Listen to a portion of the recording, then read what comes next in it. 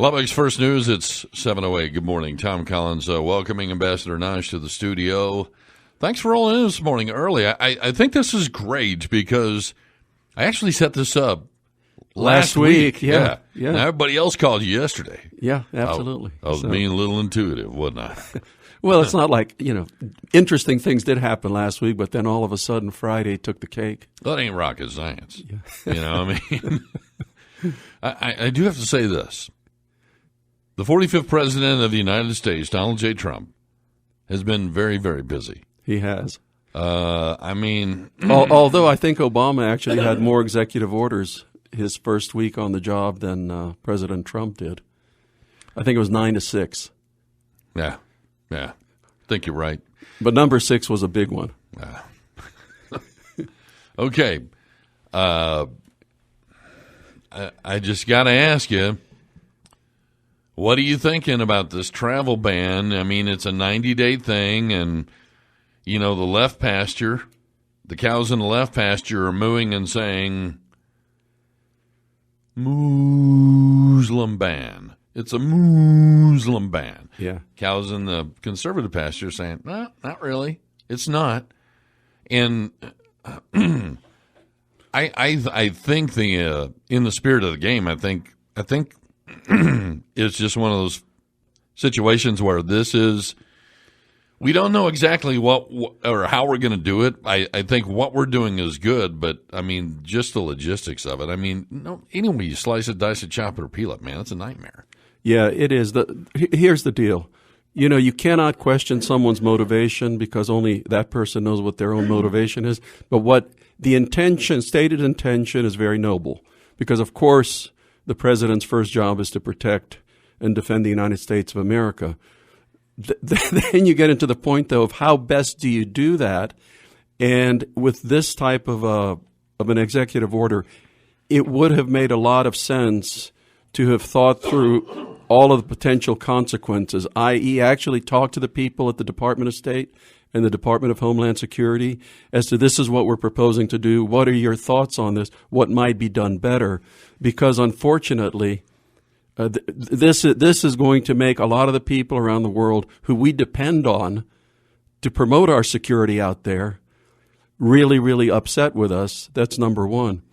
Number two, if the president's intention was to do a Muslim ban, then you put on the list the largest Islamic countries in the world, and none of them, of course, are on the list because you start with Indonesia, which has, 200 plus million population, Pakistan, which has been the source of some radical terror with 180 million people, not to speak of Afghanistan, where you have a very fierce, a rebel group actually fighting against our allies and the United States of America. You put them on the list. They're not on the list. But on the list, you put countries from whom refugees have never, ever committed an act of terrorism in the United States of America. And, of course, you have to remember that, I'm pretty passionate about refugees because I came to the country as a refugee myself. You are a refugee, yeah. So I know the kind of vetting that people go through to be refugees. My biggest fear are people that get radicalized right here. Either people that are born here, some people that convert to this virulent form of radical Islam, or some who come from other countries. For example, a French citizen can get on a plane with no visa, come to New York, no screening, basically, and, who knows what they harbor in their heart. So to me, this is one of those things that really should have been a little more thought out ahead of time. Okay, I just have to ask you, hit the rewind button. Let's go back to, the people that you were talking about implementing security being upset. Right. You just kind of expound on that dynamic a little bit more because I don't think people get it. Well, okay, implementing security. Say that you are an American Special Forces soldier out in Yemen, and you are going on a mission with some fellow Yemeni, soldiers. And I can imagine the conversations they're having. The Yemeni lieutenant says to the American lieutenant, my mother was going to New York to get an operation because your hospitals are the best, and now my mother can't go. But that's the guy you're depending on to cover you, on the combat operation. I mean, I have to tell you, when I was ambassador to Ethiopia, my life was literally saved by a Somali American who we were able to get there because there was a mosque in Addis Ababa where they were plotting to kill me. And we needed desperately somebody who actually spoke Somali to go into that mosque. And within 2 days, I had a Somali American captain, special forces, who could go into the Somali mosque and heard the plot. And we were able to thwart that plot against my life because the United States of America is such that we can produce in a moment's notice any nationality speaking any language with a security clearance, no less. Okay. As far as the implementation and the timetable, I know what you had said, that you agree with the directional effort as far Absolutely. as far as the premise. Absolutely. But the logistic of the implementation or the execution of this, let me ask you something. Is the biggest foobar in this whole thing, is it actually not considering, the people that are the water that was already out of the faucet that's still in the sink? Not even those people so much as, for example, let me just give you one visa category that was not mentioned, special immigrant visa. Those are people in a country that do extraordinary things for America, and then you give them an immigrant visa for the actions that they have taken, whether it's being an interpreter, and interrogating bad guys with an American soldier standing by. When somebody has a special immigrant visa, they are a hero to the United States of America. But, the order doesn't mention special immigrant visa categories at all. Or this brouhaha with the green card holders. Now, once you're in the States and you get a green card, you've been vetted. So, yes, when you hit the border, whether you're an American citizen with an American passport or a green card holder, Customs and Border Patrol has absolutely every right to make sure, that you're coming back and your intentions are legal, immaterial of what citizenship you hold. But those green card holders should not have been put into a special category. They should have been considered just like, if I come back to the States with my diplomatic passport, once I'm back in the States, I'm not a diplomat. I have to follow the same laws as to how many, packs of cigarettes or bottles of booze I bring back as anybody else. Yeah. So there's no distinction there. The President of the United States has every obligation to protect the borders of the United States of America. But this kind of rule really should have been thought out a little more. This is what I'm just kind of thinking that Trump is thinking. We're going to put this temporary ban on. Okay. And then what we're going to do is sift through all these different scenarios as they come up.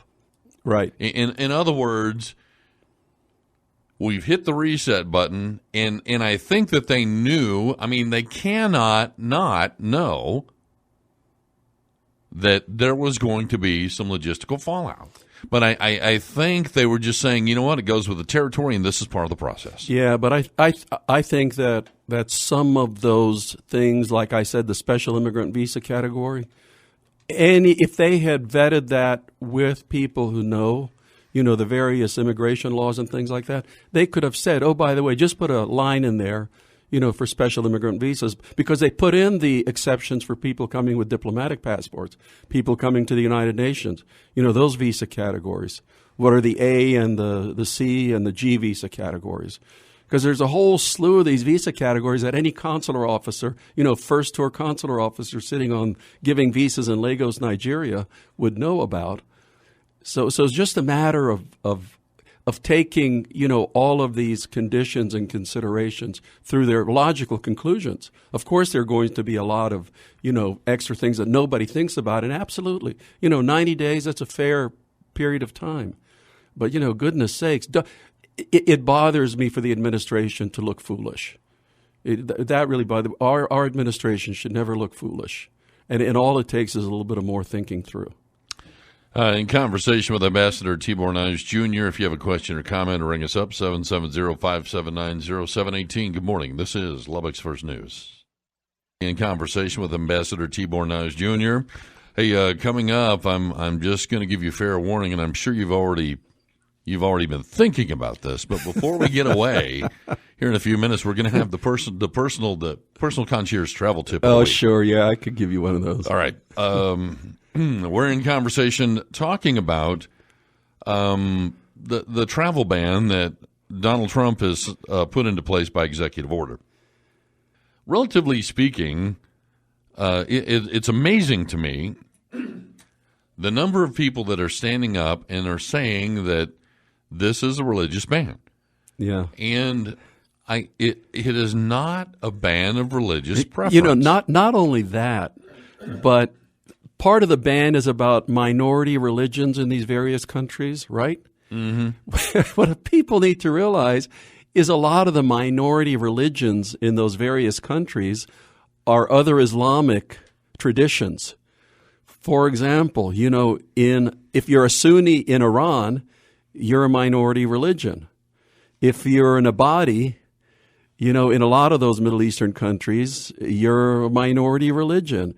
If you're a Sunni in Iraq, actually, you're a minority religion because most of those are Shia. If you're a Shia in Syria, you're a minority religion. So the way the executive order is worded, it is worded as minority religions. It makes no reference to any denomination. So, you know, again, intentions need to be thought out very carefully when you do an executive order. So you agree with the order, but not necessarily the way it was implemented. Oh, absolutely, yeah. Okay. I agree with the order because how can anybody not agree with trying to protect the United States of America? You know, are most of the people that are in your position, your peers, are they thinking the same way that you're thinking, or do you have some of these people that are ambassadors that have a totally different viewpoint? I suspect that I hate to say it this way, but most of my colleagues tend to be a little bit more towards the left. So their thinking about the motives of the administration are probably a lot more negative than mine. Because, you know, I mean, I look at the administration. Of course, the administration wants to protect the United States of America. Maybe there's a better way to go about doing it. But I have to say a lot of my colleagues probably were signing letters saying that the president is not qualified for the job. Okay, let's go from look through the other end of the lens. Right. What about leadership in other countries? What are they thinking? They're thinking, what are the Americans thinking, and why are they doing it this way? Because again, you know, the idea is to have allies around the world. The idea is to have people around the world think positively of the United States of America because that's our best security. Because who better than the Iraqis themselves are going to know who the Iraqi bad guys are? You know, and so that's why when I was an ambassador, I was delighted with every international student who went to the United States of America because I talked with them when they came back, and I never talked to one who did not have a good stay in the United States, who came back thinking much higher of America than what they left with. All right, have about a minute or so left, but I did want to ask you, you do have a lot of international students, which you are over that at Texas Tech University. So do you have any students that are affected here? Probably, and I'll find out later this morning as to exactly how many students we have coming from those 7 countries. Okay. I'm going to ring you up tomorrow, and maybe we can get an update because Sure. I know you're supposed to confirm those things. Absolutely. Okay. We'll get those numbers from you mañana.